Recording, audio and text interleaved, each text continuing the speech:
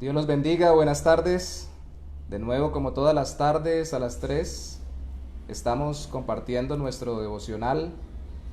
Ya no vamos o ya terminamos la carta a los filipenses. Ahora estamos en la carta, o vamos a iniciar, como ya vimos una carta de Pablo a los filipenses, vimos una de Pedro, la primera carta de Pedro. Ahora vamos a ver las cartas del apóstol Juan. Así que vamos a ir a primera de Juan, capítulo 1, y vamos a leer hasta el versículo 3. Hoy iniciamos con este autor del Nuevo Testamento. Primera carta del apóstol Juan, del capítulo 1, desde el versículo 1 hasta el versículo 3. Dice: lo que era desde el principio, lo que hemos oído, lo que hemos visto con nuestros ojos, lo que hemos contemplado y palparon nuestras manos tocante al verbo de vida. Porque la vida fue manifestada y la hemos visto y testificamos y os anunciamos la vida eterna, la cual estaba con el Padre y se nos manifestó. Lo que hemos visto y oído, esto os anunciamos, para que también vosotros tengáis comunión con nosotros, y nuestra comunión verdaderamente es con el Padre y con su Hijo Jesucristo. Al inicio de toda carta, igual que al inicio de toda conversación, y sobre todo de todo mensaje, especialmente escrito, la costumbre desde la antigüedad era colocar el autor, colocar los destinatarios y de una vez plantear el objetivo para luego desarrollarlo.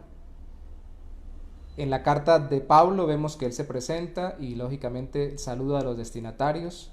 En la carta de Pedro vimos también, y aunque no era una iglesia específica, Pedro escribía a todos los expatriados, siendo creyentes desplazados por su fe. Aquí Juan es una de las cartas que le llamamos universales, escribe en general a toda la cristiandad de la época, teniendo en cuenta las cuestiones que estaban viéndose en medio de las distintas iglesias cristianas. Y no se nombra el mismo apóstol Juan, pero por el tema, por las palabras que usa, por el lenguaje y porque él mismo menciona ciertas cosas que implícitamente están relacionadas con él, con el apóstol Juan, entendemos que él es el autor. Pero sí, desde el principio enuncia cuál es su objetivo. Su objetivo es que tengamos comunión con Dios. Y eso tiene dos aristas. La primera es que el creyente entienda si realmente está teniendo una comunión, una relación real con Dios, o si solo se cree creyente y realmente no tiene una relación con el Padre por medio de Jesucristo. Y eso lo vamos a ver en toda la carta. La segunda es que el que escucha y que realmente no es creyente, pues tenga también la oportunidad de entender cuál es el verdadero objetivo del Evangelio en relación con Dios y en la vida práctica, para que pueda entonces arrepentirse y realmente creer en Cristo. Inicia hablándonos, y en el día de hoy hablamos de el verbo de vida.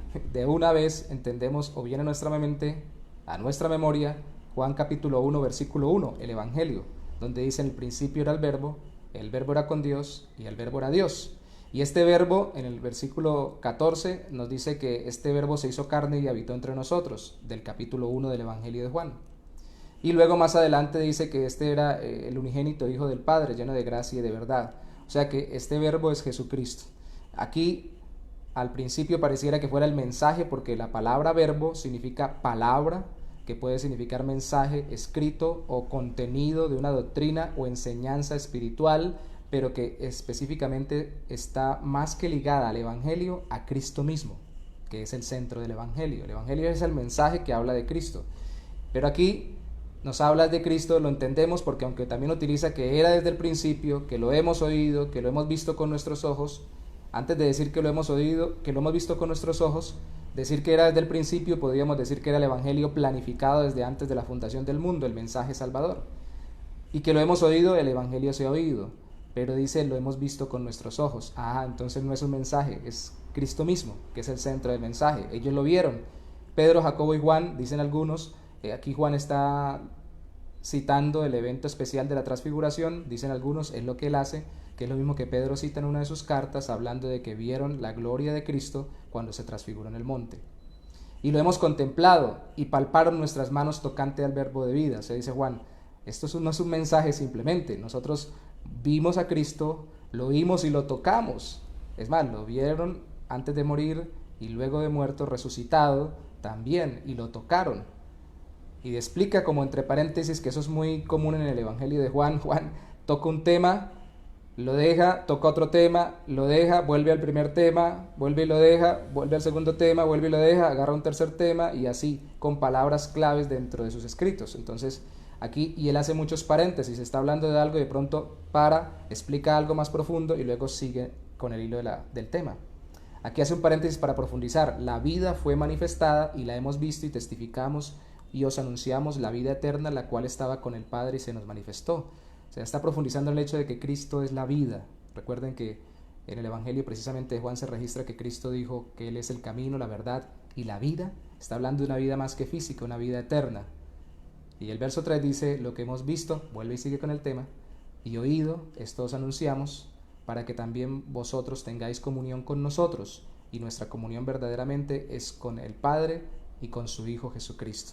Es decir, para que podamos tener una verdadera relación juntos, que eso es la comunión, tenemos que tener comunión con el Padre, con Dios Padre y con su Hijo Jesucristo. Y algunos dicen que no menciona al Espíritu Santo, aquí está mencionando las tres personas diferentes de la Trinidad, aunque sea un solo Dios, tres personas distintas.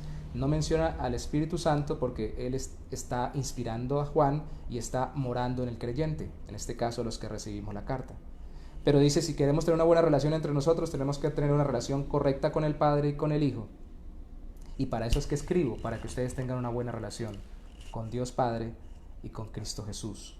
Lógicamente con el Padre a través de la obra de Cristo. Estas cosas os escribimos, y este es el final de esta sección, para que vuestro gozo sea cumplido. Recuerdan que el Filipense fue la carta del gozo, para que ustedes vivan verdaderamente alegres, felices, a pesar de cualquier circunstancia, con una alegría profunda y no superficial ni momentánea. Tienen que tener una verdadera relación con Dios Padre a través de Jesucristo, con Dios Padre y con Dios Hijo, por la presencia del Espíritu Santo, con Dios Padre y con Dios Hijo, por medio de la vida que nos dio Él cuando vino a vivir y a morir por nosotros y resucitando, dándonos vida eterna. Oremos precisamente para ello, para que Dios nos dé vida y que durante esta carta nosotros que ya tenemos la vida, los creyentes, y mora el Espíritu de Dios en nosotros y tenemos una relación con el Padre y con el Hijo, esa vida y esa relación se haga más rica y más gozosa, y para que quienes no la tienen, la comiencen a tener en este tiempo. Señor, te damos gracias, te bendecimos y te damos toda la gloria.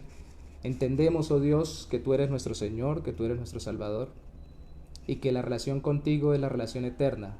Este mismo autor, Señor, tu discípulo Juan, dijo en su Evangelio que el mismo Señor Jesucristo había mencionado que la verdadera vida, la vida eterna, consiste en conocer al Padre y al Hijo, a quien tú has enviado, Padre. Ayúdanos a tener una relación profunda y verdadera, satisfactoria y verdaderamente gozosa contigo, en oración, en tu palabra y en cada día que nosotros vivamos. Ahora que comenzamos esta carta, que se avive nuestra vida y que quienes no la tengan, escuchando el Evangelio, tengan una relación con Cristo y con el Padre y vivan eternamente. Una vez más, un saludo especial, Dios los bendiga. De parte de la Iglesia Bautista del Buen Pastor de Bucaramanga, reciban un cordial saludo. Mi nombre es Yorley Parra. Nos vemos mañana a las 3 de la tarde, si Dios lo permite, y continuamos nuestra devocional en Juan. Bendiciones.